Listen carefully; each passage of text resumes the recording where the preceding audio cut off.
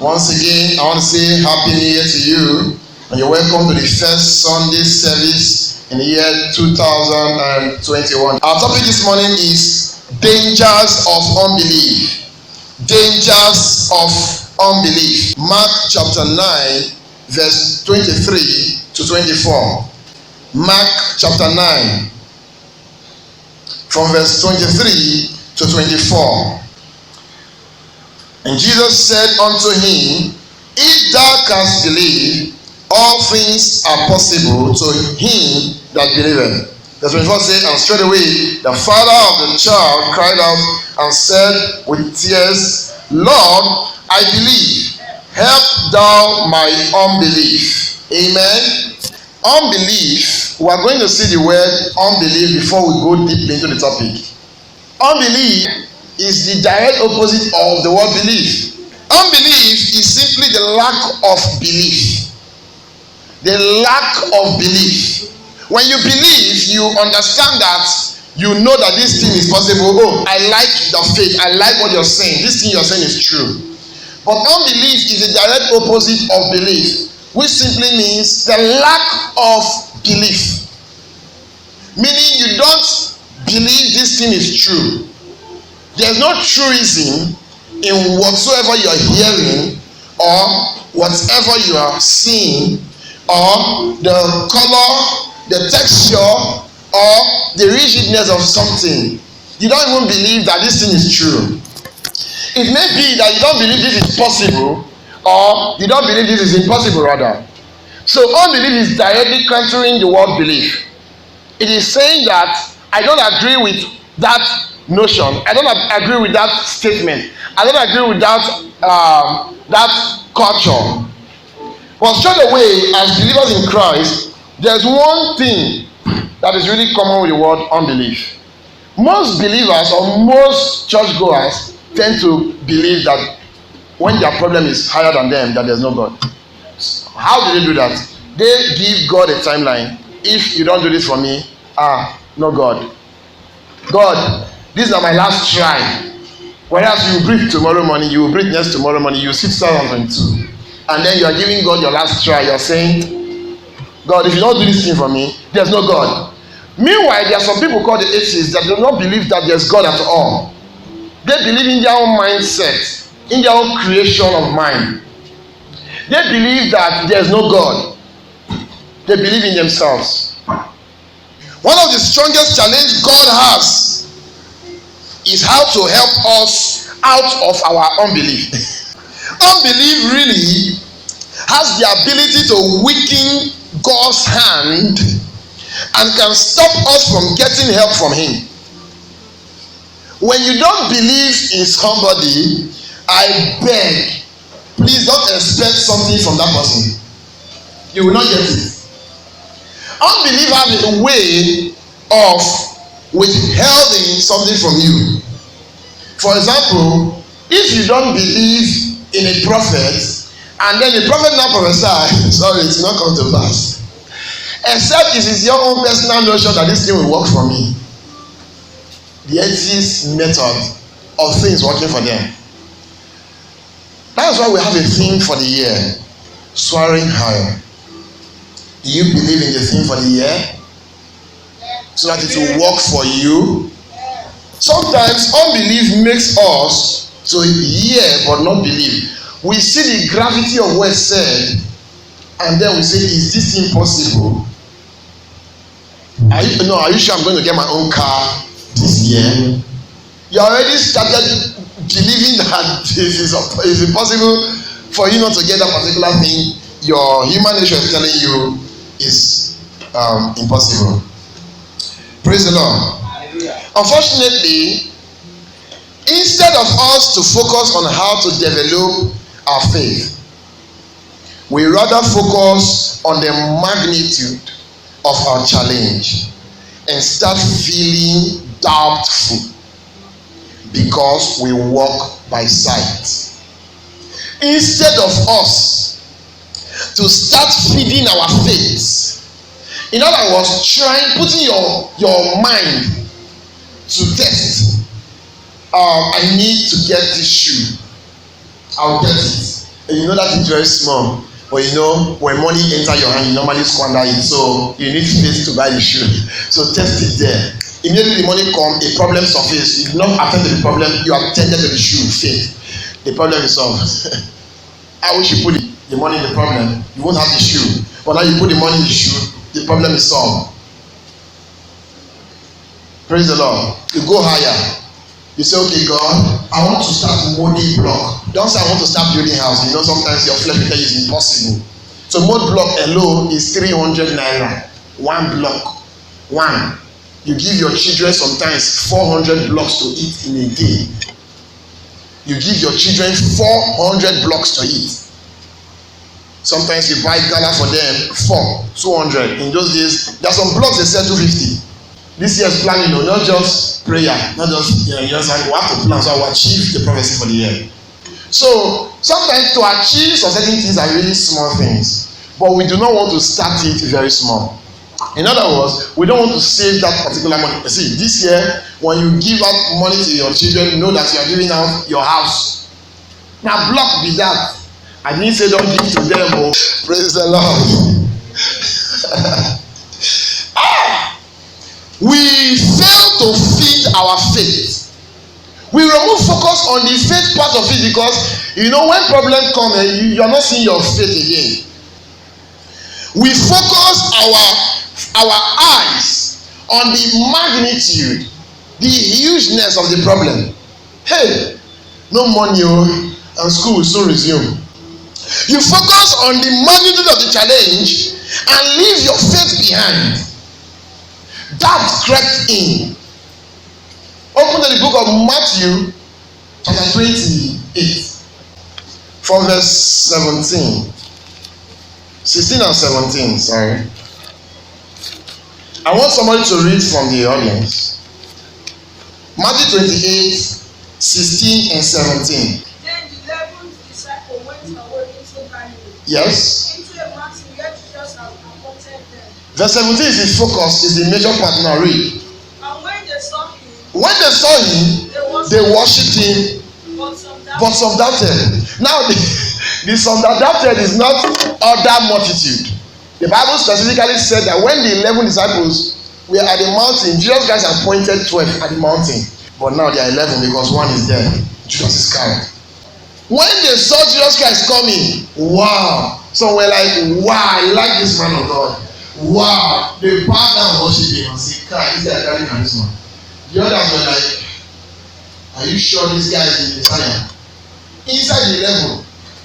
Some of us are like that. We come to church, we hear prophecies, we look at the person prophesying, and then doubt comes into our mind. They saw Jesus Christ as a man. They didn't see him as a savior that day. They doubted. I'm not the one that said it. Your Bible says some doubted. As a matter of fact, what gets people drowned in their challenge is not the fierceness of their challenge. What gets you drowned in your challenge is not the fierceness. It's not the toughness of that challenge. It's not how difficult the problem is.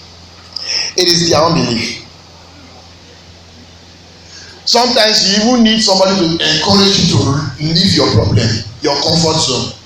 You know the right thing to do. You know you are supposed to send that money out. You know you are supposed to get that thing, to possess that thing that's supposed to help you for time being. You are waiting for somebody to tell you what you know. We are like that. Some people are like that. You know the right thing to do. You know say carry no there, but to get up go buy and you think that maybe you can do on that thing. You want someone else's opinion on something before you move. You don't see most times when we have why do I use that as an example? When we have just one thing left in our hand, we have two things to buy in our mind. We know 1,000 naira we buy one, and we will not have leftover. We can't even split the money. We always have two things in our mind when it comes to unbelief.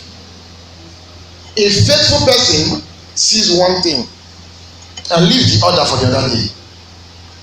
Somebody that has enough faith unfished, that does not doubt that tomorrow will be okay, feed on just one thing. Like Elijah told the woman, go and bring everything for me. The woman said, this is the last. When it's finished today, we no go get again. She did not give herself hope. In other words, when you doubt, you are sunk in hopelessness. You need somebody to revive you to the state of hopefulness, not to the state of acquiring what you did not have. In other words, after hope comes waiting for the thing you have been hoping for. In other words, you have not really grown. Now, it is like this. I don't have the thing. I have one left. You now want to play Baba Ejebu thinking many will come. You want to use 200 naira take win 1 million. You put the money, your last hope. You did not feed your stomach with the money. You did not invest with it. You gave it out. Now the money don't bash. You now relax at home doing nothing again. Waiting for something to happen. That is the hopelessness. Now somebody now encourage you to hopefulness. Gave you back the 200 naira. Hopefulness. You won't go to the thing again. Maybe this one will enter. In other words, you have not really grown. So when you are in a state of hopefulness, does not mean you have grown, because you are still waiting for the thing to be done. There is bound to be two things in your mind. To achieve one, should I achieve this one? That is doubt. Dangers of unbelief. In the case of the Apostle Peter, it was not the storm that got him nearly drowned in the sea. It was as his faith began to weaken. The more his faith weak, the more he's going down. Bid me come, old English. Master, make I come. Just tell me make I come and come. He believed so much that if Jesus Christ said it, then he will do it, because he has seen mighty things. Jesus Christ said, come. Only him, he didn't say everybody come. Come, Peter. Peter started moving like this. 1, this is solid though. 2, 3, 4, 5, 6. Now, if Peter was close to the boat, Peter's faith will not go down. He can still hold on it and if Peter was here, he can still dive small. If Peter was here, we go. Peter was on the center. If you have been in the sea, where heaven and earth touch sea, as in there's no land. Go to Tottenham, just look the other side. You didn't touch. If you are in the middle, if you know how to swim before, you will drown. His faith went down. It was not the bigness, the hugeness of the problem that drowned Peter. Take notes. It was because his faith was getting weaker, and are you sure I'm the one standing here? All of a sudden, just can't raise him up. Pull him back up. There are so many dangers in unbelief that one can never recover from. If Peter was close to the shore, he would have pressed something on the boat. But thank God he was close to Jesus, and Jesus pulled him up. So if Jesus is not, imagine Jesus Christ is in your life, and then you are drowning in poverty, in sickness, in pains, brokenness, loss like Job. Imagine who will bring you up. They say man no man. Who you know? Who will help you? Who will revive you from that 200 naira you go put for Baba Ejebu back? Who will give you back now? Praise the Lord. Without faith, it is impossible to please God, so we cannot have the best of God's blessing or get help from Him in time of difficulties if we do not really develop our faith. We need to develop our faith. I've told you how to develop your faith. Believe first in small things. They come small, small. Build your faith. When you see it happens, go to a bigger one. People in the Bible in those days often say God has done it before, He will do it again. David said, I killed a bear, I killed a lion, I will kill you, Goliath. I will remove your head. Now, Goliath is not a lion that cannot eat much. Goliath can have many strategies to attack David. But David said, as far as kill people bigger than you, stronger than you, I'll kill you. Goliath laughed. There is danger in unbelief. When you don't believe something will happen, you will kill everybody that day. David would have killed everybody, including Saul, if he did not believe. His belief was very strong. Look at Shadrach, Meshach, and Abednego. Their belief was so strong, unfished faith. So that when the man of God said that this is the year of soaring higher, God will begin to speak to you on your own diverse topic on soaring higher. For example, I will never go down. I will never go down. Oh, my business will be going higher from now on. You'll be seeing different rema inside the word soaring higher. I've been down before. 2020, I will not go down again. Your prayer point will change. If you don't know how to pray before, Father, I'm soaring higher.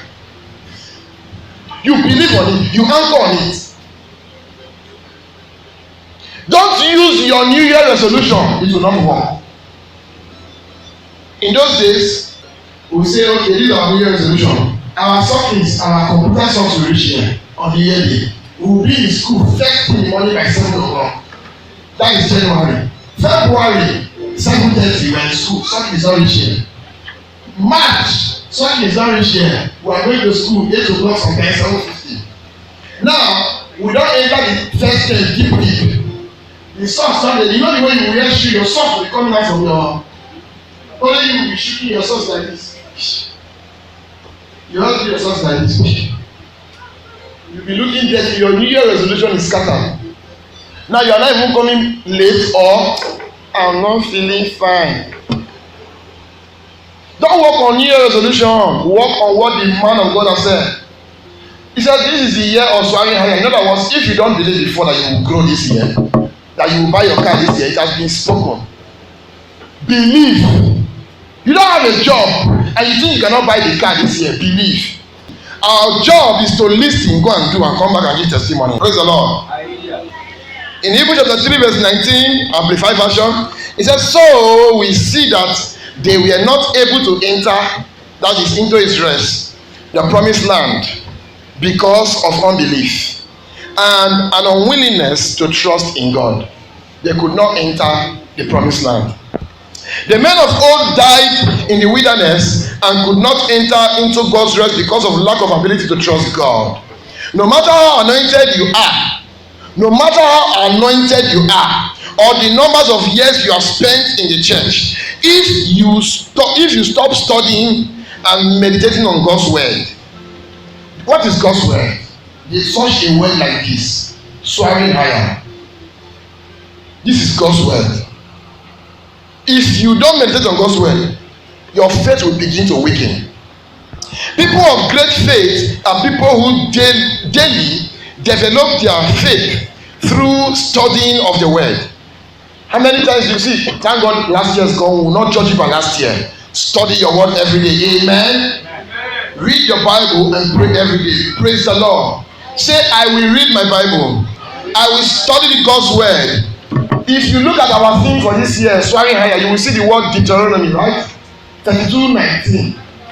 Read it. Start from there. To ginger, you say, then you go to another one. In case you are writing this on the school now, you will say, let me check this one. You write it. Let me check Hebrew this. You write it. Don't say, I want to read from Genesis to Revelation. You start from Genesis. And Cain said, when you enter the book of Numbers, Leviticus, Deuteronomy, by the time you enter Exodus, these are the families of Isaiah, God. Is this how Bible is? Hey, Jesus. The Bible is no. Go to where the man of God, you gave us the scripture now. Today. Matthew chapter 5 from 1 to 16. Read it. Go, start from there. If you know you want to study Bible, call ministers in the house. Man of God, give me scripture. Hello, man of God, give me scripture. Not as if you cannot open it on your own, no. Just call so that to motivate you. I'm giving you scripture. You're going to read from book of Matthew chapter 5 from verse 1 to 16. If you don't do it, you understand one of that. You have to do it. Somebody has to put near you this year. Amen. We said that you have to study the word of God. Even Apostle Paul, as an apostle, a great man in the faith, was given to studying. He studied the word of God. I pray all of us we study the word of God in the name of Jesus. I pray we'll be disciplined this year in the name of Jesus.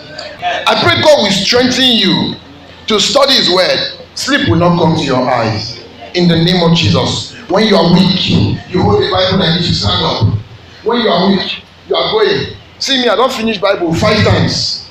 I've finished Bible 5 times in my whole life, generally, from Genesis to Revelation. Finish it as in word for word. Word for word, finish as I just finish it. You understand? Then you start picking Christian literature that will lead you back to that same Bible. If you want to pick, better, I prefer you pick Daily Manners, or you pick any other, or like our general used to send scriptures, daily Bible readings. You go into those ones, study. That one will help you to guide you. Sometimes your Bible app has reading the Bible for the year. Oh yeah, we'll start opening and finish it up. Amen. It is that thing will make you believe in the thing. Amen. My business will not go down this year. My tuition will not go down. They will be brilliant. I will get this. I'll buy my car. Even though you know you don't have a job before. Don't you know that somebody has been sacked for you to come and take that job? Somebody that is not faithful to God. There are some people that are not faithful. God is not partial. This year we will study God's word in Jesus' name. What are the causes of unbelief? Now, we said that the lack of studying of God's word causes unbelief. And lack of building your faith, exercising your faith, causes unbelief. For example, if you don't stay put in what you believe, you will soon drift out from it and then making a lesson. For example, if you have a business and your business, you study your business anyway, but your business, what is coming in is, let's say, 150 profit. 150 profit. Your friends are getting the same business, they are getting like 1K, 5, 2, 5 in every sale they do. And you don't stay put on what is bringing your customer to give you 150.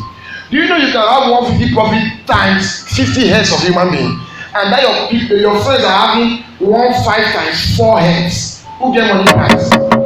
No, 150 naira and 50 heads of customer will come per day because they know your thing is okay. This guy is sell well. Some drivers leave some petrol filling stations and go to another one because of fuel pump price. So that fuel pump just by 1 naira, 1 naira. So you see that you that is earning 150 naira profit, stay put. Have faith that your business will grow. And also have a mindset of diversifying your business. Open branch for your business. Open branch. If you have, for example, a shop here in this street, they tie you from one place, open another shop for the other street. Because I'm living in this street, that is why my shop is in that street. Hello, go to the next street. Open, before you know your shop, like that mainland where you never know, sir. Your shop, small shop where you sell sweet biscuits. No. Praise the Lord. I don't give you a code now. I want to see businesses here. Praise the Lord. Alright, so to exercise your faith, how can one stay away from unbelief? We have said by building up yourself and be prayerful. Stay connected to believers. Stay connected to the word of God. And allow the word of God to be true for your life. Believe in this word this year, soaring higher. What was our theme last year? Possessing your possession. Did it happen? We are here now. We were there before. I was looking at the picture, man of God. I mean, original picture. I was snapping. I didn't video the conversation between the contractor. He's still there. I will send to him and was like, are you supposed to hold that video? Okay, I gave you. Okay. I tell you the truth. When I was watching it, I said, whoa. Possessing your possession. You have been singing it there. And I see us here now. And now we will also possess someone here also. Amen. Let's be outstanding for prayers. We're going to pray. We're going to say, Lord, I receive help from you to come out of unbelief. Pray in the name of Jesus. Lord, I receive help from you to come out of unbelief. And also add this prayer that I will develop the ability to build strong, study life that will enhance my faith. Father, help me to come out from unbelief and build my strength, build my study life that I will enhance my faith in Jesus' name. Hallelujah.